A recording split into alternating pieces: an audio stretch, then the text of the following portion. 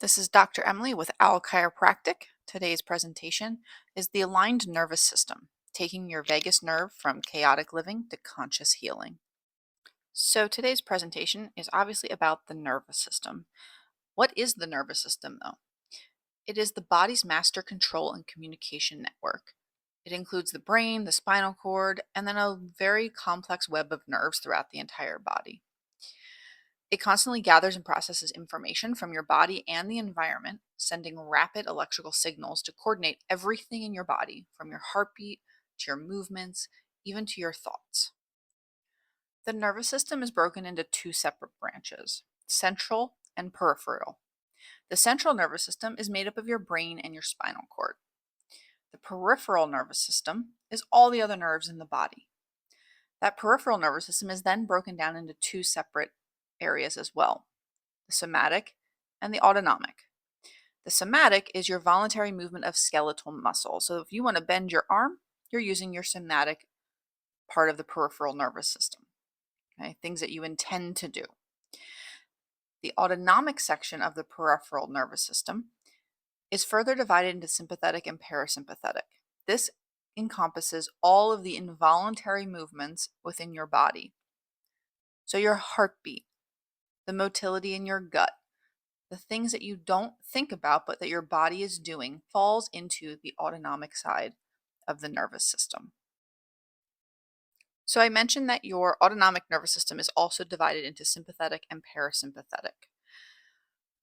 Sympathetic is more of your fight or flight, your survival and your protection side of the nervous system. It's the gas pedal, right? When activated, things like your heart rate raising, your blood pressure spiking, your muscle tension increases, all the things that you would need to kind of fight or flight from a situation.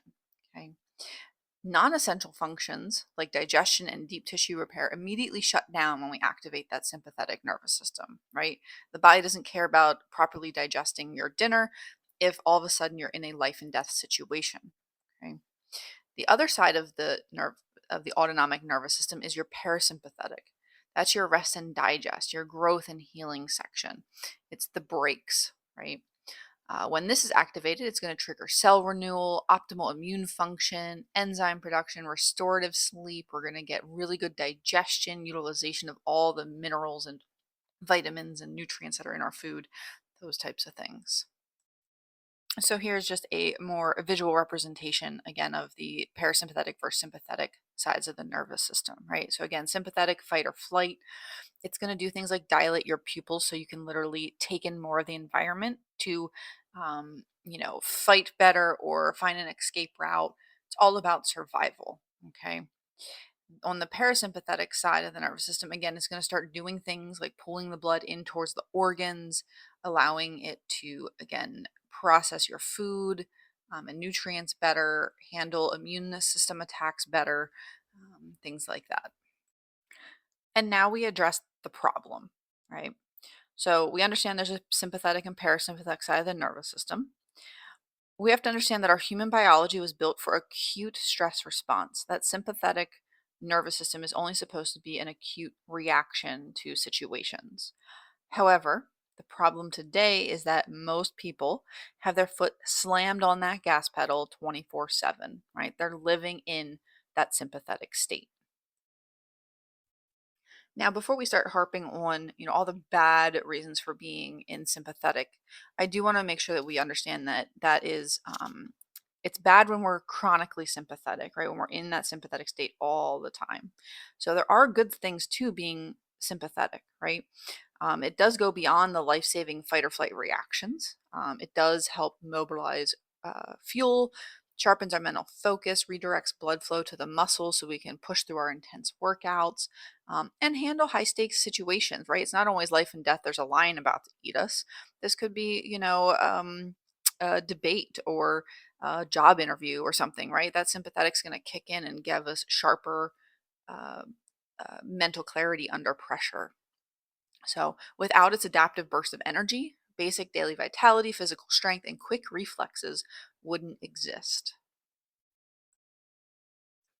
So, how do we know if we're stuck in sympathetic?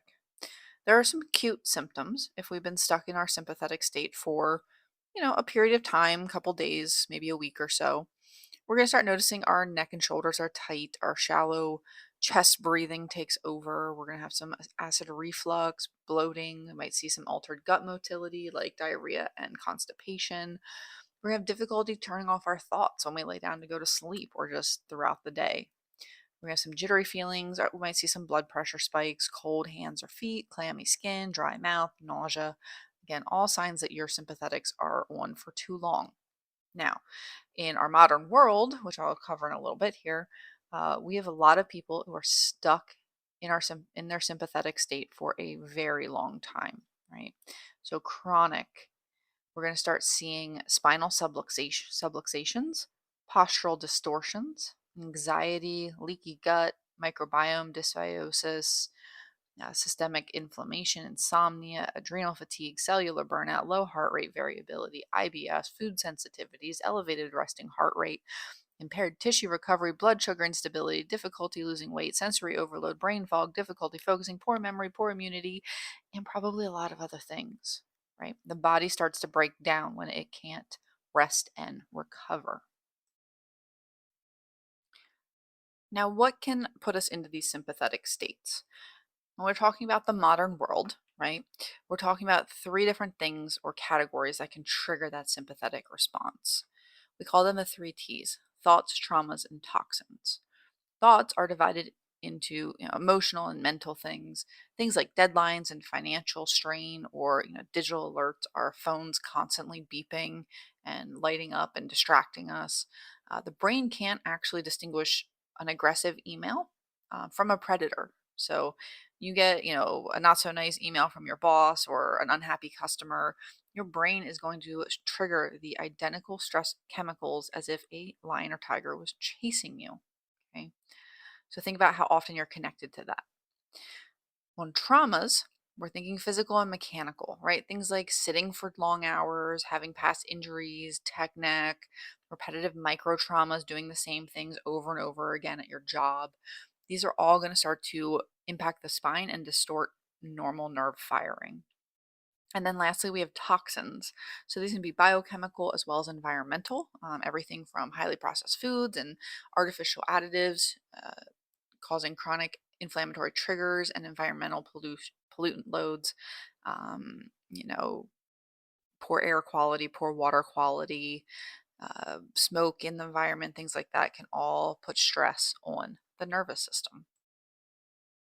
After the last slide, I imagine you've already started formulating why your gas pedal might be stuck to the floor, right? Or why your sympathetics are chronically turned on.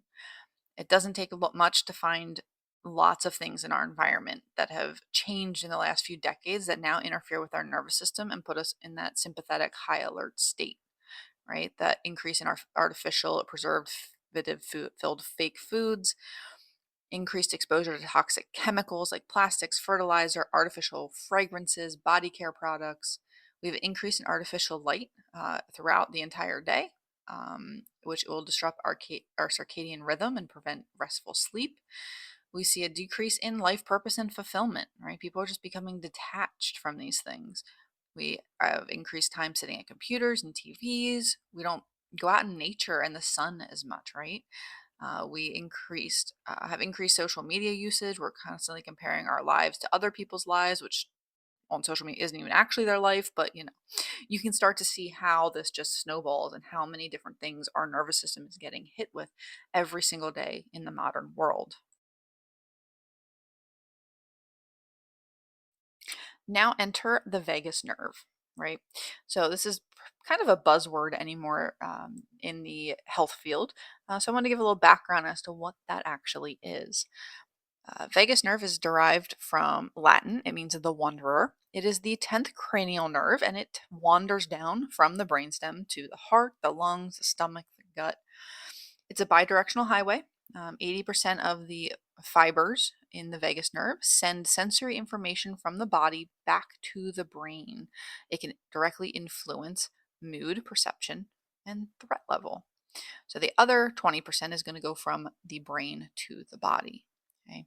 Now, when we have high vagal tone, That means our body is able to bounce back rapidly after a stressful encounter, which will help us maintain metabolic balance, keep our inflammation low, and give us a deep resilience, right? So if you're chronically stuck in sympathetics, your vagus nerve is going to have low tone. It's going to be shut down, right? We want high vagal tone so that our bodies can bounce back easily from sympathetic states.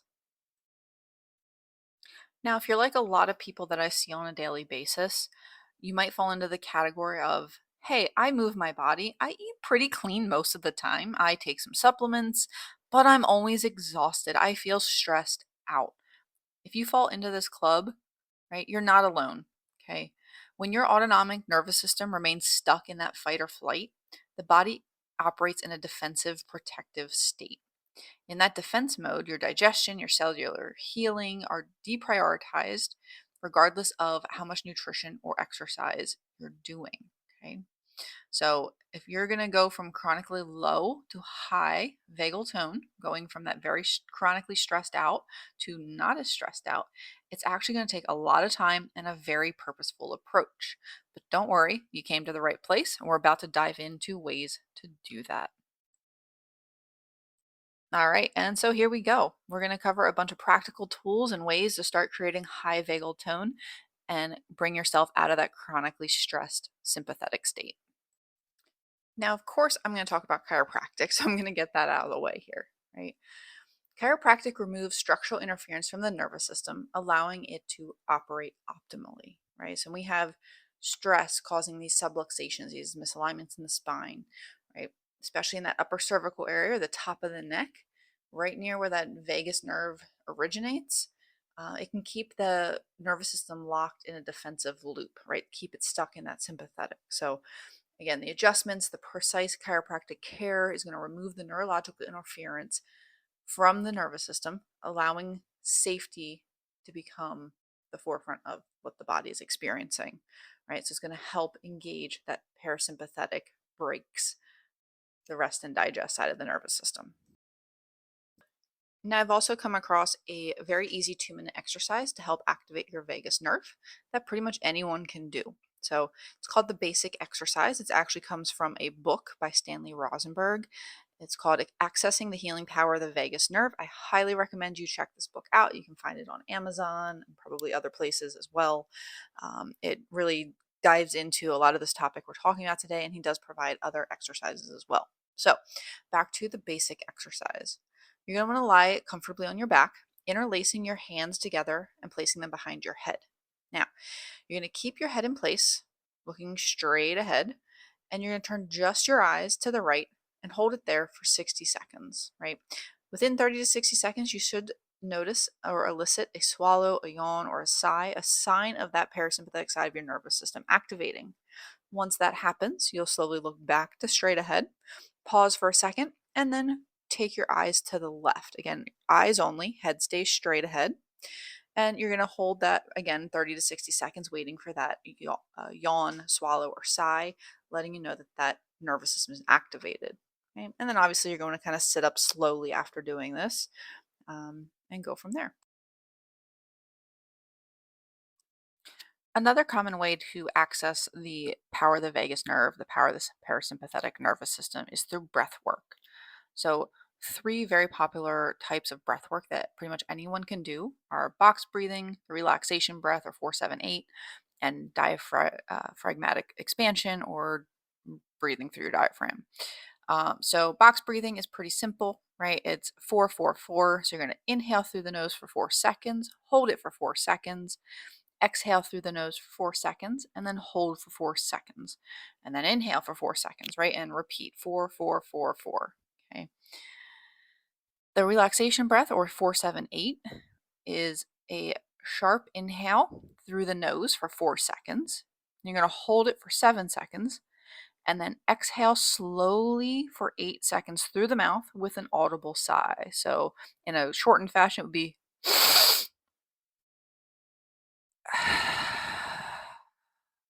right? You want to hear that exhale. Extending that exhale is what is going to engage those vagal motor fibers and really activate that parasympathetic nerve. You do 3 of those back to back, you're really going to feel that parasympathetic kick in. In fact, I really recommend that you don't try it while driving and do it seated for the first couple times you try it. Breathing with your diaphragm, right? So most people breathe, especially in that sympathetic state, in their chest, right? You can see, I literally just see their chest rising and falling, right, in rapid succession, right? Very short, shallow breaths. So, one way to help redirect this and activate that parasympathetic is to place one hand on your chest and one on your belly. When you're taking that breath in, you want to make sure that you feel your belly expanding. A lot of times I'll envision that breath going from my nose the whole way down into my belly and trying to expand my belly before I let my chest rise. And then when you exhale, you're going to make sure that you exhale from the top to the bottom, and you want to really kind of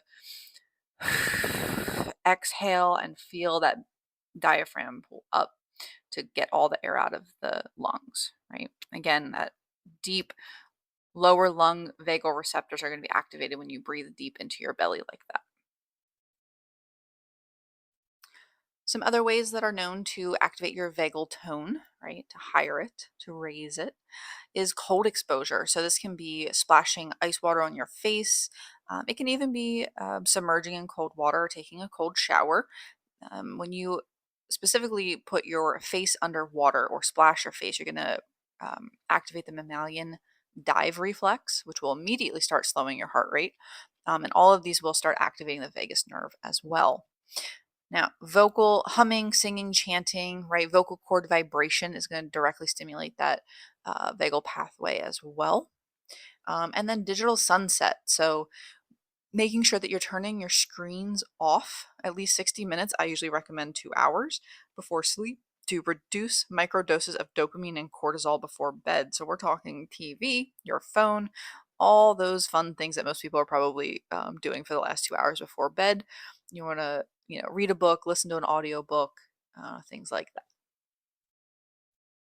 All right. And diet. So, yes, your diet can absolutely impact your nervous system, right? We're constantly using the food that we consume to rebuild ourselves, to repair ourselves. We want to make sure we're giving our body good materials to work with. Now, we want to avoid foods that promote inflammation, right? That inflammation is definitely going to interfere with the nervous system, impact the vagus nerve. So we want to avoid things like grains and gluten, right? Sugar, processed foods, caffeine, and alcohol. Those are the big ones that interfere with the nervous system and cause inflammation in most people. We want to make sure we're consuming mostly foods that are going to help our body heal and repair, right? So, good healthy meats, healthy fats, full fat dairy, vegetables, and fruits, right? You want to shop the perimeter of the store and eat things that help your body repair itself instead of add inflammation to the process. I also want to highlight that you want to be do mindful calm eating, right? So a lot of people are scarfing down their food in their car while they're driving, or they're scrolling their phones while they're eating. All of this is not allowing your body to focus on shifting into that parasympathetic so that it can really digest the food that you're eating. So I highly recommend that you sit down, put your phone away, have a conversation with someone, which is going to slow down how quickly you're eating, as well as embrace the social aspect of life, which I'm going to talk about here shortly again too. But mindfully eat in a calm manner, right? And a good tip to help again slow yourself down is to put your fork down before between bites, right? So make sure you're actually chewing your food before swallowing it. Now, moving your body. So movement will stimulate the brain, it increases neural connections, and it improves brain function. There's plenty of research that shows this, right? It's releasing feel good hormones like dopamine, and it's also going to inhibit your neurological pain pathways. So if you're moving, you're less likely to feel pain, right? Um, Movements can be whatever you enjoy, right? I highly recommend walking, it is highly underrated, but you can really do anything that you enjoy that is safe for your body, right? So whether that's sports or um, swimming or skiing or running or biking, all the things, movement is going to help stimulate your brain. Okay. However, I have a big warning here. Okay. If you are chronically stuck in low vagal tone, meaning you are just stressed out chronically, you have, remember, go back some slides, remember all those different chronic symptoms of being stuck in that sympathetic. I actually highly recommend that you don't participate in sympathetic based exercises, at least not regularly. Okay. So things like sprinting, CrossFit, different classes in the gym, different sports, right? These could all be part of the problem. Okay. So while they're good, right? Movement is good. It might not be good for you. Okay. So if you're just reinforcing that sympathetic state and you're not helping your body shift into the rest and recovery, you're tearing your body down, but it's not recovering, right? This is why a lot of people get injured in these sports. Or, people get into these, I'm just going to pick on CrossFit, sorry. They get into CrossFit to lose weight. And initially they might start to lose some weight, but then they get stuck and they plateau and they can't lose weight, even though they're going to CrossFit, 5 times a week. They're so sympathetic that their body is not going to calm down enough to actually start letting go of the fat. Okay. So, if you're really stuck in that chronic sympathetic state, I highly recommend looking more into restorative yoga, Tai Chi, Qigong. Again, walking is highly underrated. You really have to get your body to shift more into that parasympathetic in order to start getting some of the benefits from those sympathetic activities and movements, or you're just going to be, adding more salt to the wound, basically. Sleep like a champion. So I always get tons of eye rolls when I start talking about sleep and, tell people to prioritize 7 to 8 hours of sleep per night. I get the, well, you don't know my schedule and I have this and I have that. And I don't care, right? Our bodies have to recover or we're going to start destroying them, right? These signs and symptoms that your body is telling you that you're stuck in this parasympathetic, or I'm sorry, that you're stuck in this sympathetic state is because you're not allowing your body to repair. So you need to start prioritizing or you're going to start having serious health problems and, potentially have a shortened lifespan. So I guess pick one, right? Um, so some tips to getting better sleep. Again, no screens 2 hours before bed. Um, don't look at your phone first thing in the morning. Okay. Your phone is going to spike your cortisol. It's going to put you in sympathetic because you're checking to see, if someone died or your boss is angry or, some big news thing happened, right? You're not checking to get good news, right? Hopefully you get good news, but that's usually not why we're addicted to checking our phone first thing, right? We're looking for that cortisol spike from Facebook notifications or TikTok, this or that, right?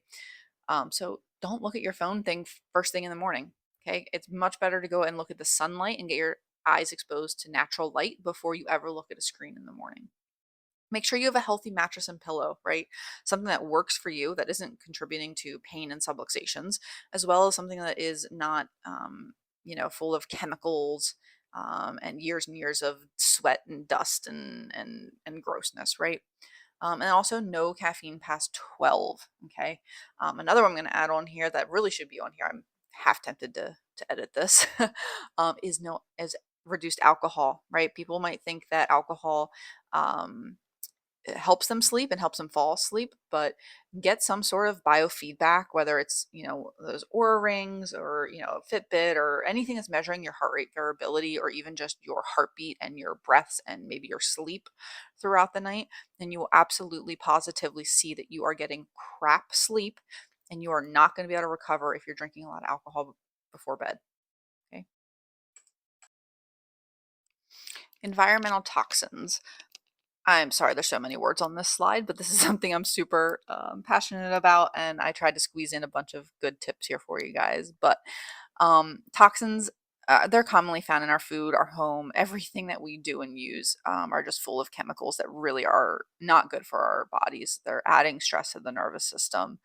The EWG, found the average person's 91 toxic chemicals in their blood and urine. That's absolutely insane. We wonder why we're seeing an increase in chronic diseases, right? So, tips on how to do that, right? It's impossible to avoid all of them, but you can control a lot about what goes, especially on and in your body, as well as what you're exposed to, especially in your home. So, my number one tip is stop buying scented things, right? Stop using artificial fragrances, okay? everything from body sprays to scented trash cans, those plug-in things, all of that is super toxic and will disrupt your endocrine system, which is all your hormones, and add inflammation into your body. Buying products with less ingredients on the label. So if you're trying to pick the healthier one, right, there's apps out there that you can scan barcodes and see which one's healthier. Um, but usually just less ingredients is better as a general rule of thumb. And then Google do-it-yourself recipes for non-toxic products. Cleaner, like you can make some apple cider vinegar, lemon water cleaner instead of using a bunch of chemicals on your floors and things like that. Okay. And then reduced exposure to EMFs. That's been shown to increase potential risks of cancer and hormone disruption and sleep disruption. So turning your Wi-Fi off at night, especially if it's anywhere close to your bedroom, keeping your phone away from your head, again, especially while you're sleeping, and then stop using Bluetooth enabled watches and earphones. Again, I'm going to talk a little bit more here in a bit about being connected to everything all the time, but that just is additional exposure to EMFs that you don't need. And then another big one is avoiding plastic food storage and Teflon cookware. Use glass and stainless steel. Just way less chemicals in there. All right. Embrace being social. So we are social creatures, and our nervous systems need things like laughter and touch to help keep them regulated. So we want to make sure we're exposing ourselves to people, but obviously, with anything, there's good and bad, right? We can overschedule ourselves. We can give from an empty cup, meaning we're just overstretching ourselves and doing things like volunteering, picking up litter, doing acts of kindness. While those should be a benefit, if we have no space for that and we're chronically stuck in sympathetic, that might be again adding or digging us into a deeper hole, right? So while I highly suggest regularly connecting with friends and family members, you do have to establish boundaries, right? You have to be able to keep your schedule from being too full, right? You can't just say yes to everything. And I understand that not everyone takes that lightly, or you might have, if you decide not to do some sort of important family event, that it can cause problems. But those are things that you have to work on within your life and with the people around you to help them understand that, hey, just because I can't come to this doesn't mean I don't love you. It means that I am overstretched. And if order for me to show up and actually be there and celebrate with you or whatever's going on, and be happy to be there, you just can't do that because of what else is going on. And hopefully they can understand that. And if they don't, then they're probably not a good person to have in your life at the moment, right? If as you're trying to work towards a more regulated nervous system. For centuries, people have been using breath work, meditation, gratitude practices, journaling, affirmations, things like that, to start taking control of their thoughts, and quieting their mind, right? So there's tons of information on this stuff out in the world. There's different apps that can help you walk through breath work and meditation. Again, gratitude can be as easy as just praying before bed or blessing the food before you eat it, just expressing gratefulness. Okay. And then obviously journaling, affirmations. Again, lots of things out there in order to help rewire your brain and help activate that vagal tone. And, why is it so important to take control of the mind? Well, because we have 60,000 thoughts per day and 80% of them tend to be negative, right? So that's a lot of negativity, right? And that's going to put stress on us, which is going to activate that sympathetic side of the nervous system. So we need to be aware of what all is shaping our thoughts and start kind of taking control back. So the previous slide explained a lot of ways that we can start taking things back and start pushing more of that percentage towards positive. But we need to make sure that we're looking at our self image, the conversations we're having with ourselves, again, relationships with other people, our discipline and integrity, our emotional experiences, any physical and emotional trauma we've experienced, our habits, our morality, faith, career, financial health, time management, sleep, physical health, really everything that we're covering today, right? All of those are going to start shaping our thoughts and perceptions of ourselves and of the world, which are going to directly have an impact on how stressed out we are, right? So ask yourself, what the majority of those 60,000 thoughts you have a day are telling your body. Is it safe, or does it need to fight and flee? Okay, those are huge. And if it's the latter, you really need to start activating that parasympathetic side of your nervous system by doing a lot of the things in this presentation. So, just some additional cues on things that we're exposing ourselves to, right? I'm a big component of speaking positively about yourselves and others, right? Uh, it's sometimes hard to control the internal conversation, but when the things come out of your mouth, I try really hard not to say negative things about myself out loud, because that will eventually start shaping also what I'm saying in my head about myself, right? And then there's also the about other people as well, right? So gossip is negative, right? It is going to contribute to that sympathetic side of your nervous system. We also want to make sure we're again developing those healthy relationships and setting boundaries and being aware who we surround ourselves with. If we're constantly hanging out with people that are stuck in sympathetic, who are complaining and gossiping, we're going to fall into that trap too, right? So it's definitely like when you were a kid and they said, if you hang out with people that do drugs, you're going to do drugs. I mean, let's face it, that's kind of true. And the same thing goes with, people who spend money or, don't work or, just all those things, right? You end up being like the people that you surround yourself with. So be aware. Also be aware of what you're consciously and unconsciously consuming through books, podcasts, music, TVs, the news, right? If you're just, I'm sorry, but the news on TV is just negative. There's so little positive, and if you're just constantly glued to it, and you know, um, most of it, you don't even know that it's true or it's spun. And social media is a big one too, right? Um, if you're constantly exposing yourself to that, you're going to have a more negative, stressed out mindset. So, I have for you a challenge. I call it the phone challenge. I'd like you to pause this recording. Well, let me explain it first and then you can pause. But you're going to pull out your phone. You're going to follow the directions on the screen, whether you have Android or iPhone, and you're going to access information about how much time you're spending on your phone and where you're spending your time. So, go ahead, pause, check it out, pull it up, start looking at it, and then come back to the conversation. So, ask yourselves these questions. What apps do you spend the most time on? Now, if it's a driving app because you commute somewhere or you were just on vacation last week, like that's okay, right? But if you're spending 5 hours a day on social media, probably something you're going to want to look at, right? What is your daily usage? Is it surprising to you? Do you want to change this? Right? I will tell you that I personally deleted social media off of my phone in August of 2024, and I absolutely refuse to put it back on. Right? It was such a time waste. It uh, unconsciously, shaped some of my thoughts and feelings and my mood sometimes, and I didn't think and like you don't notice it until you actually get rid of it, right? So I highly suggest kind of rethinking some things. There are different apps and ways that you can lock your phone or lock certain apps for certain times. You can set like an allowance of time for certain apps. You only want to spend 30 minutes on social media a day, and it'll track and it'll remind you of that. So look into these things. We are wasting so much time on our phone, right? When I'm talking about being social, I'm not talking about being on social media. I'm talking face to face with people, having real conversations, right? So, if you're addicted to your phone and you're stuck in sympathetic, I highly suggest you start taking some control there and seeing how it impacts your nervous system. If you start doing a lot of the stuff we've talked about so far, you're going to start to get to a point where you're prioritizing downtime, right? You're going to create space in your life in order to fill up your cup, right?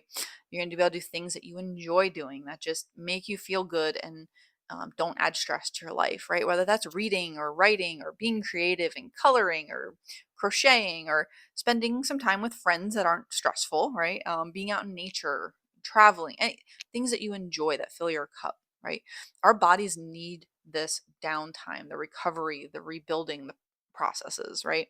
I find if I don't give myself enough space to be creative, and I'm by no means an artist of any sort, but I like to make little crochet things here and there. I love to read fantasy, and just allow my my imagination, right, to blossom. If I don't do that, I start to notice other areas of my life become sticky and stop working, and my mood starts to become, less regulated, right? I need that outlet and that creativity of, just being a child again, and interacting with nature more, right? So walking, being creative, trail hiking, those types of things are what I have to do on a regular basis to help keep my cup full. Okay. Other things that you want to look at are, again, reducing social media and phone use, revamping your to-do list, right? If you are like me and you love to cross things off and color code and organize, and your to-do list is so long because you just have all these things that you want to do, guess what? That is stressful, right? If something's been on your to-do list for a month, 2 months, depending again what it is, it probably doesn't belong there. It's not important enough to actually be on your to-do list, and all it's doing is adding stress to you when you look at that list and think that you're not getting things done, right? So revamping your to-do list, make it smaller, make it actually manageable and doable, right? And a way to do that is to reduce overscheduling. Okay, I have a personal limit of 2 things a weekend. I have a 3-day weekend, Friday through Sunday, and I'm only allowed to commit to doing 2 things. Right? Obviously, I have to do some stuff around the house and the errands and things like that. But meeting with my sister for coffee, or going to my parents for dinner, or going to a friend's house, right? Like, I limit myself to 2 per weekend. Otherwise, I can very easily get overscheduled and also not spend enough time at home with my family, right? And then decluttering your spaces is also a great way to help, again, just clear your mind, feel less stressed out in general. Now, this is a very important slide to me. It's because it's something that I have really just had more of an epiphany in the past year or two, that I've really been working on this stuff in my own personal life. Um, and I still struggle with it. And that's why it's important for me. And I want to try and explain this to you guys, but also realize that I don't have it completely figured out. There is no A plus B equals C here, right? How you approach things in life will signal to your brain much louder than what you are doing. How you approach things is more important than what you are doing, right? So, a little example: it is better to do 3 minutes of calm meditation than to do a rushed 30-minute yoga session. Okay, so 3 minutes can be better than 30 minutes, depending on how you approach it. Time pressure is going to activate a sympathetic response in your nervous system. So, even if you are doing parasympathetic things, if you're trying to do all the things that I just gave you, right? And you're squeezing them into a day, and you're still doing all the 500 million other things that you've already been doing, which is why you're in a sympathetic state to begin with. Guess what? It's not going to work, because it's the how. The how is important, right? Your vagus nerve doesn't read your daily planner, right? It is going to read your internal speed and your tone and your approach and your how, and that's going to impact your nervous system. You can't just treat activating your vagus nerve like another item on your to-do list. It is an overall approach to how you go about life. It's about, regulating how many things you allow in, the space you create for yourself, right? And there's going to be times where you have all these things and you can't do as much of the self-care and a lot of the things I just talked about in this in the presentation here. And you're going to start to feel that sympathetic taking over, right? But again, it's how you approach it. Is it the I have to do all this stuff, or I get to do all of this stuff, right? And again, I don't have this all figured out. It's hard for me to describe the difference. I know that I've felt this for periods of time over the last few years. Um, how you approach things is a lot of what this is about, right? Again, you can't if I've met plenty of wonderful women in my practice who I can tell by their nervous system scans that we do, and just by talking to them, that they're stuck in sympathetic, that they're doing all the things all the time, and I mentioned some parasympathetic activities and they're like, oh, well, I already do, yoga 5 times a week and I already do this and I do meditate and I do this. And like they literally haven't taken a breath between telling me all the things that they do. And that's kind of the point, right? You can't just add these things into your to-do list and keep running at the speed at which you're doing and what got you into being stuck and sympathetic in the first place. Um, so yeah, I hope that um, that makes sense to you. Or if it doesn't, that you think about it, that you try different things, that you look at how you're approaching things as opposed to just what you're approaching and start thinking about that. So now what, right? As I just said, you can either be overwhelmed by all the things that I just shared with you, or you can be excited about the amount of options that I just gave you to help start living a healthier life, right? That's how you're going to approach this. You cannot physically just start all of a sudden doing all of the things I just mentioned and fix your chronic sympathetic state. It's just not possible, right? You're going to, I highly recommend that you start with one thing and you make it a habit before adding something else, right?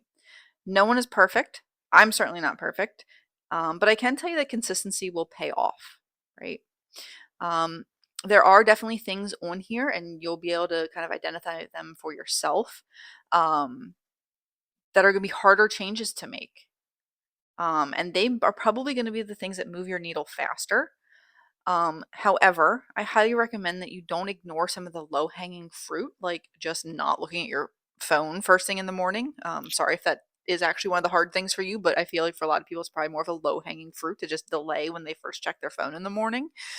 Don't ignore those low hanging fruits that are going to help give you momentum and start showing you positive changes, right? Those little things are really great to just start implementing and seeing how things start to go. Okay. And don't forget to celebrate your successes, right? Whether that's, starting to lose weight because your weight has been stubborn because you've been stuck in sympathetic. If it just means being less stressed out and more engaged in your surroundings, or having a healthier relationship with your significant other, right? Celebrate those successes. Okay. And remember, it's okay to ask for help. Okay. One last thought that I like to pose to people on a regular basis is the classic, which are you, half full versus half empty, right? A lot of people associate looking at the glass as half full as a positive thing, more in that parasympathetic nervous system, whilst the half empty is more of a negative outlook, more in that sympathetic state, right? I don't like the question to begin with, right? The real question we should be asking ourselves is, when are we going to start filling our cup? It is what it is. It's half, but we want full, right?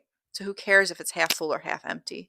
We want to start taking steps in our lives to filling the cup so that we can share with others and be healthy and have good well-being, right? That's what this is all about. And lastly, I wanted to include a slide of some recommended reading for this topic, some really great books.